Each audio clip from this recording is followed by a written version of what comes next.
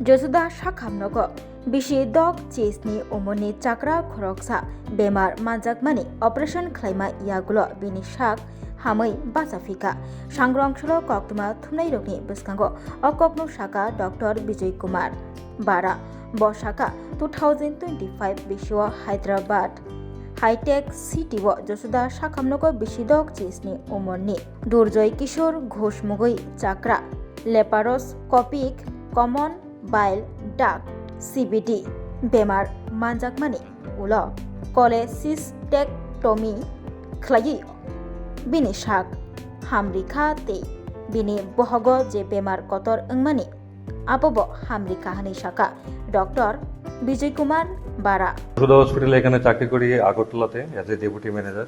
এবং যশোদা হসপিটাল হচ্ছে হায়দ্রাবাদের one of the biggest hospital, 4000 bedded hospital হায়দ্রাবাদের।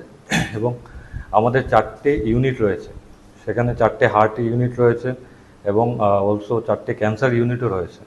তো আমাদের এখানে আজকে খুবই গর্বিত যে আমাদের স্যার আছেন ডক্টর বিজয় কুমার বাডা স্যার, ইনি সার্জিক্যাল গ্যাস্ট্রোএন্টারোলজিস্ট এবং ক্লিনিক্যাল ডিরেক্টর। এবং আজকে আমাদের সাথে পেশেন্টও আছেন যিনি একটি ক্রিটিক্যাল কেস স্যার হ্যান্ডেল করেছেন জাস্ট 3 মান্থ এগো, এবং উনি আজ সুস্থ আছেন, এখানে আছেন। তো বাকি যেগুলি আছে এগুলি স্যার বলবেন। Sir you will continue. या नमस्कार। तो बहुत बहुत धन्यवाद आपको आने के लिए, क्योंकि ये एक बहुत इम्पॉर्टेंट और थोड़ा कॉम्प्लेक्स बोल सकते हैं, एट द सेम टाइम बहुत कॉमन है ये एरिया में। ऐसा जो कंडीशन इनका था, इनको बेसिकली गॉल ब्लैडर में स्टोन्स था। गॉल ब्लैडर में स्टोन्स यहाँ एरिया में बहुत कॉमन दिखता है। इनको गॉल ब्लैडर के स्टोन्स के साथ में वो स्टोन नीचे स्लिप हो गया था, जो मेन बाइल डक्ट बोलते हैं, जो लिवर से नीचे आके इंटेस्टाइन में जॉइन होता है। वो बाइल डक्ट में स्टोन स्लिप होके वो स्टोन बड़ा हो गया था।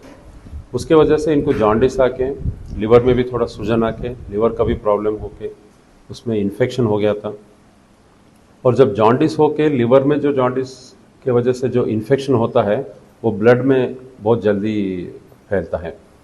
वही ब्लड जब पूरे दूसरे ऑर्गन को जाता है, हार्ट, किडनी, लिवर, तो ऐसे कंडीशंस में मल्टी ऑर्गन फेलियर बोलते हैं, वो होने का चांसेस बहुत ज़्यादा रहता है। तो इनको भी इन्फेक्शन खून में गया था।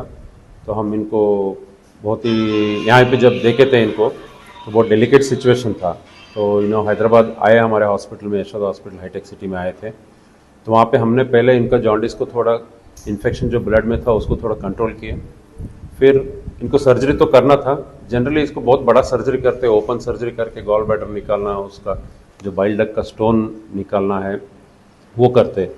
वो का सर्जरी ये एज में इनका जो तब कंडीशन था, उतना इन्फेक्शन, ब्लड में इन्फेक्शन जब था उसमें करते तो उससे रिस्क बहुत ज़्यादा रहता था। तो इसलिए हमने उनको एंडोस्कोपी करके, जो ERCP बोलते, उससे हमने पहले जॉन्डिस को कम किया।